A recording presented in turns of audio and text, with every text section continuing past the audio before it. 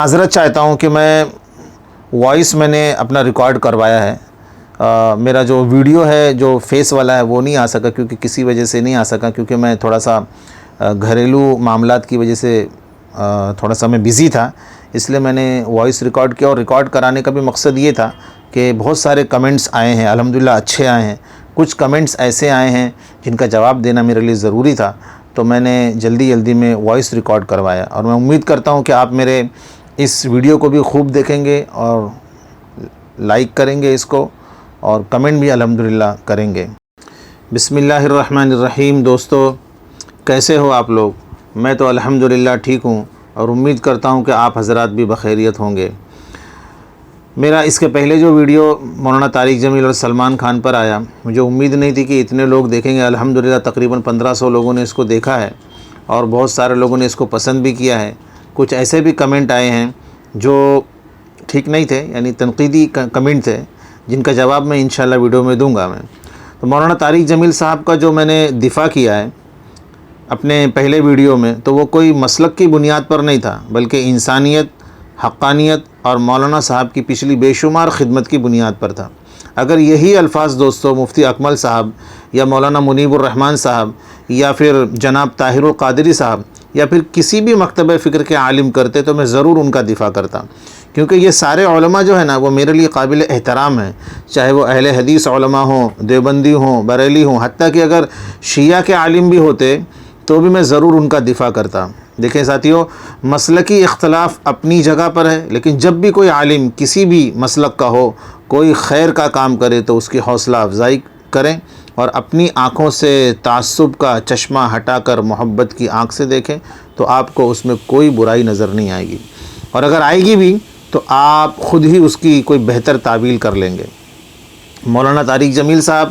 اور دیگر وہ علماء کرام جو اتحاد اور اتفاق کی بات کرتے ہیں اور بکھری ہوئی امت کو جوڑنے کی محنت کرتے ہیں، لوگوں کو مسلک کی نہیں بلکہ اسلام کی تعلیم دیتے ہیں، وہ سارے علماء ہماری جان ہیں، وہ سارے علماء امت مسلمہ کا پوری دنیا میں پہچان ہیں، وہ سارے علماء ہمارے سروں کے تاج ہیں، پیارے آقا صلی اللہ علیہ وسلم کی آواز ہیں، اور یہ سارے علماء بشر ہیں، انسان ہیں، لہذا بشر اور انسان ہونے کی وجہ سے غلطیاں کرنا ممکن ہے، لیکن کسی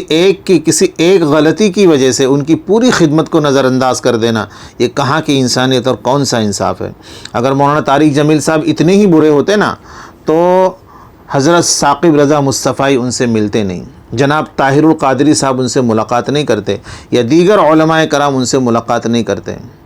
ٹھیک ہے نا۔ میں بہت شکر ادا کرتا ہوں اپنے ان تمام ساتھیوں کا جنہوں نے میرا ویڈیو دیکھا اور اس کو پسند کیا، لیکن میں ان کا بھی شکر ادا کرتا ہوں ساتھ میں جنہوں نے اس ویڈیو پر تنقید کی اور مسلکی جھگڑا لے کر کے بیٹھ گئے۔ تو کیا اب ہم کسی کی بات کو ایسے ناپیں گے کہ اگر وہ میرے مسلک کا ہے تو کچھ بھی کہے گا چلے گا، صحیح ہو یا غلط ہو، اور اگر وہ میرے مسلک کا اور میرے موافق کا نہیں ہے تو میں تنقید کروں گا؟ کتنی بیکار بات ہے، چاہے وہ کتنی ہی اچھی بات کیوں نہ کہے۔ میرے بھائی، اچھی بات یا اچھا کام کوئی کرے، ہمیں اس کا ساتھ دینا ہے۔ اب ساتھ دینے کا مطلب میں یہ نہیں کہتا کہ اپنا مسلک چھوڑ دیں یا اپنا مذہب چھوڑ دیں، بلکہ اپنے مسلک یا مذہب پر جمے رہیں۔ ایسا نہ ہو کہ کہنے والا اگر عالم بریلی ہے تو کچھ بھی کہے، سارے بریلوی ایک طرف ہو گئے، کہنے والا عالم اگر دیوبندی ہے تو سارے دیوبندی ایک طرف ہو گئے، کہنے والا عالم اگر اہل حدیث یا دیگر مکتبہ فکر کا ہے تو سارے کے سارے ایک طرف ہو گئے، بلکہ ہم کو یہ دیکھنا ہے کہ وہ کیا کہہ رہا ہے۔ اگر اعتراض ہے تو ادب کے دائرے میں رہ کر کے اعتراض کرنا چاہیے۔ جیسے ایک بھائی ہمارے عمر فاروق ہیں جنہوں نے میرا ویڈیو دیکھا اور بہت ہی عمدہ انہوں نے اعتراض کیا۔ اگر ایسا اعتراض ہے تو اس اعتراض پر بھی پیار آتا ہے اور جواب دینا اچھا لگتا ہے، نہ کہ غصہ۔ ایک صاحب نے مجھے انہوں نے اعتراض کیا، ایک صاحب نے مجھے تو مولانا طارق جمیل صاحب کا دلال تک کہہ دیا، اور حضرت کا نام تو میں ان کا تو نام تو نہیں جانتا میں، لیکن انہوں نے کچھ اس طرح سے کمنٹ کیا کہ طارق جمیل کی جگہ پہ طارق ذلیل انہوں نے لکھا ہے۔ بتاؤ یہ کتنی نفرت ہے، یہ نفرتیں کہاں سے دلوں کے اندر آ جاتی ہے۔ لیکن میں ان کا بھی تہہ دل سے، ان حضرت کا بھی تہہ دل سے شکریہ ادا کرتا ہوں جنہوں نے مجھے مولانا طارق جمیل صاحب کا دلال کہا ہے، اور میں ان کو بتانا چاہتا ہوں کہ میں ہر اس عالم کا دلال ہوں جو نفرت نہیں محبت پھیلاتا ہے، جو مسلک نہیں اسلام پھیلاتا ہے، چاہے وہ پھر مفتی اکمل ہوں، مولانا منیب الرحمان صاحب ہوں یا پھر جناب طاہر القادری صاحب ہوں یا پھر مولانا طارق جمیل ہوں یا مولانا طارق مسعود ہوں، میرے بھائی اللہ جس سے کام لینا چاہتے ہیں نا اور جیسا کام لینا چاہتے ہیں اللہ ہی جانتے ہیں۔ ہم لاکھ برائی کریں اچھائی کریں، اللہ کو جو کام لینا ہے جس سے کام لینا ہے وہ لے کر رہتا ہے۔ وَتُعِزُّ مَن تَشَاءُ وَتُذِلُّ مَن تَشَاءُ بِيَدِكَ الْخَيْرُ، کہ اللہ تبارک و تعالیٰ یہ علماء جن کا میں نے نام لیا ان کو تو اللہ پاک نے عزت کی بلندی پر پہنچا دیا ہے، ہمارے لاکھ برا کہنے سے وہ ذلیل ہونے والے نہیں ہیں۔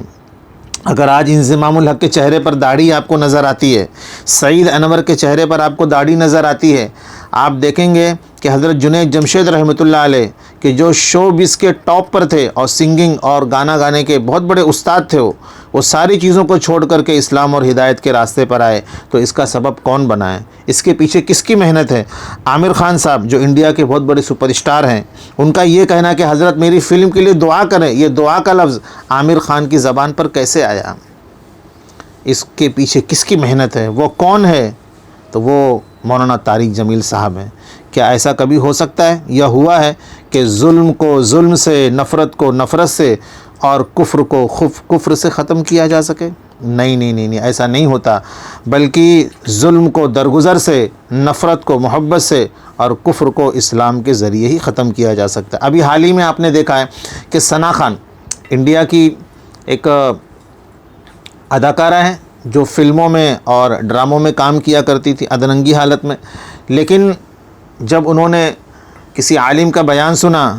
تو اس کے دل پر اثر ہوا اور اس نے اس پوری فلم انڈسٹری کو چھوڑ دیا اس نے، اور ایک شادی شدہ بہترین لائف مفتی انس صاحب کے ساتھ میں وہ گزار رہی ہیں۔ اگر ان پر فتویٰ لگا دیا جاتا یا دیگر اور لوگوں پر فتویٰ لگا دیا جاتا کہ تمہارے جو ہے عقائد کفریہ ہیں، تمہارا کام شرکیہ ہے، تم تو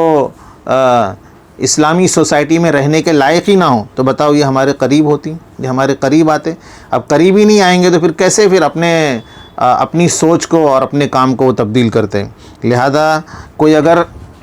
ایسا کام کر رہا ہے تو اس کو ظاہری اعتبار سے تو آپ لوگوں کے سامنے اس کو ذلیل نہ کریں۔ ہاں اگر وہ تنہائی میں ملتا ہے تو پھر آپ اس کو بتا سکتے ہیں کہ آپ کے یہ عقائد، آپ کے یہ جو کام ہے یہ ایسے نہیں ہیں کہ ایک مسلمان کو ایسا کام کرنا چاہیے۔ تو ایک مصلحت کے ساتھ جو ہے وہ بتایا جا سکتا ہے۔ اور میرے آقا محمد صلی اللہ علیہ وسلم کی پوری زندگی دوستو بزرگوں ایسی ہی گزری ہے، اور حضرت مولانا طارق جمیل صاحب بھی یہی کام کر رہے ہیں۔ وما علینا الا البلاغ۔ بسم اللہ الرحمن الرحیم۔